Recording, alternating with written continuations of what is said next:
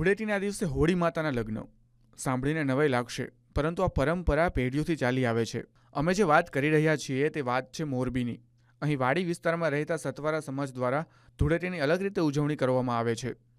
તેઓ માટીમાંથી હોલિકાની પ્રતિમા બનાવે છે, જેમાં હોળીની રાખનો પણ ઉપયોગ કરવામાં આવે છે અને નામ આપવામાં આવે છે વેણીમાં. અને સાથે એક બીજી મૂર્તિ હોય છે સામ બાપાની. જ્યારે વેણીમાંની જાન આવે ત્યારે મહિલાઓ તેના બાળકોને દર્શન કરવા માટે લઈ જાય છે. અહીં એવી માન્યતા છે કે દર્શન માત્રથી બાળકો નિરોગી રહે છે. આ ઉપરાંત લોકો એવું પણ માને છે કે ભવિષ્યમાં તેના દીકરા અથવા તો દીકરીના લગ્નમાં કોઈ વિક્ષેપ ના આવે. આ હોલિકા રાક્ષાણી હતી.